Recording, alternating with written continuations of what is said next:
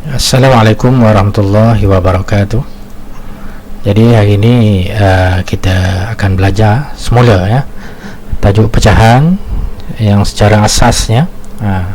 Sebab cikgu lihat masih ramai lagi yang masih belum menguasai betul-betul tajuk pecahan ni ya, masih terkeliru ya. Jadi cikgu ulang balik ya, berkenaan dengan pengenalan pecahan terlebih dahulu ya.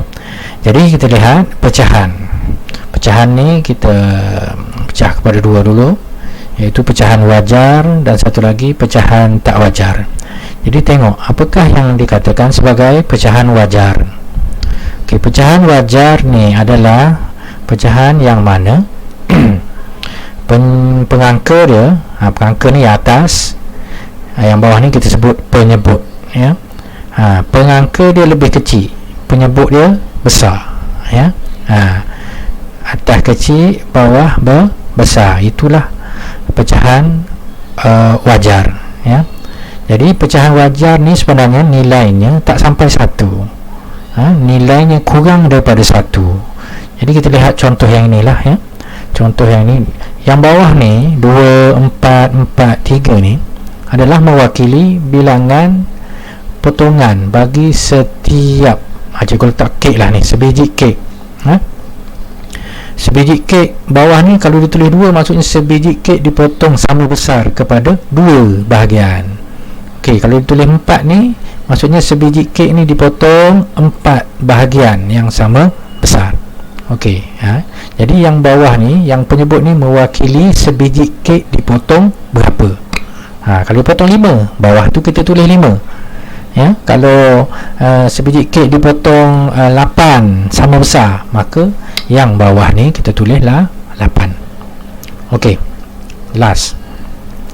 Tengok, jadi yang atas ni apa? Atas ini, kalau yang ni dia mewakili bilangan yang berwarna, ataupun kalau kita nak senang, kita gambarkan kek, berapa potong yang kita makan. Contoh, sebiji kek dipotong 2, yang kita makan ni contoh yang kuning, bahagian kita makan ni mewakili yang kuning, 1 bahagian, maksudnya yang kita makan 1/2 ataupun separuh ya. Jadi separuh je kek. Jadi sampai 1 kita makan sebiji kek, tak, kita hanya makan separuh, 1/2. Okey, tengok yang ini 1/4 ya. Sebiji kek dipotong 4, yang kita makan 1 potong. Daripada 4 ni kita hanya makan 1. Sebab tu pecahan ni kita tulis 1/4. Maksudnya 1 bahagian yang dipotong 4 berbanding 1 bahagian yang dipotong 2. Mestilah 1 bahagian dipotong 2 tu lagi besar. 1 potong juga, yang ni 1 potong juga. Tapi kenapa ia kecil? Sebab dipotong 4, sebiji dipotong 4. Contoh ini kita bagi 4 orang, yang ni kita bagi 2 orang sama banyak. Tentulah yang bagi 4 dapat sikit, yang bagi 2 dapat banyak sikit kan. Okey, itu ya. Jelas. Jadi di sini menggambarkan bahawa bilangan yang berwarna ni, potongan kek yang kita makan ni adalah sebenarnya tak sampai 1. Contoh yang ini paling banyak, 3/4 pun kita tak makan 1 kek, tak sampai 1 pun, tak habis semua kek yang kita makan, ada lagi 1 potong. Yang itulah cikgu katakan bahawa pecahan wajar ni sebenarnya nilainya tak sampai 1. Okay, understand? Baik, kita tengok pula apakah pecahan tak wajar. Jadi pecahan tak wajar ni, kalau pecahan wajar kurang daripada 1 nilainya. Tapi pecahan tak wajar ni sebenarnya adalah yang pecahan yang punya nilai lebih daripada 1. Contoh yang ini ya. Contoh ini ini 1. Ni contoh kita kata sebiji kek. Ni sebiji kek dipotong berapa? Dipotong 4. Potong 4 sama besar, potong 4 ya. Contohnya Alif lah. Alif dia nak makan kek, dia pergi cari kek. Adalah dia tengok atas meja tu ada sebiji kek dipotong 4. Dia makan tak cukup, habis sebiji kek ni. Dia pun tengok, ada lagi sebiji kek.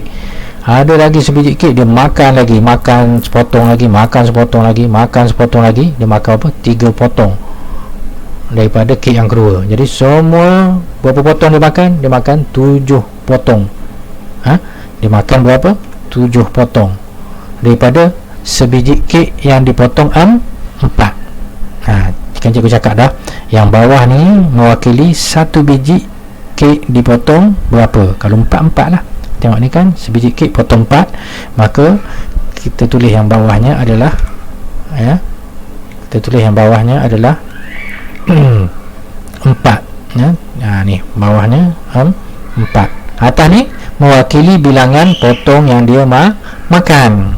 7 kan, 1, 2, 3, 4, 5, 6, 7 yang dia makan 7 potong daripada sebiji kek yang dipotong 4. Jadi nak makan 7 potong, semestinya dia makan lebih daripada sebiji. Sebab sebiji hanya ada 4 potong.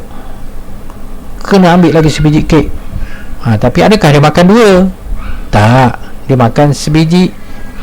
Lepas tu dia makan lagi tapi tak sampai 2. Ini ada nilainya 3/4. Ini sebiji ya. Ini 1. Cukup 1 nombor bulat.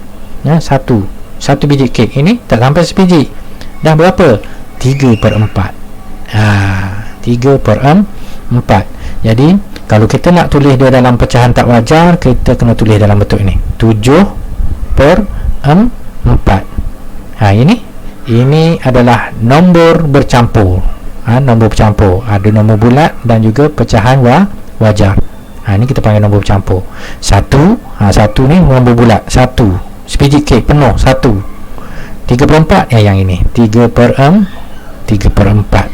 Jadi untuk yang itu, cikgu harap kamu dapat faham yang tu dulu ya.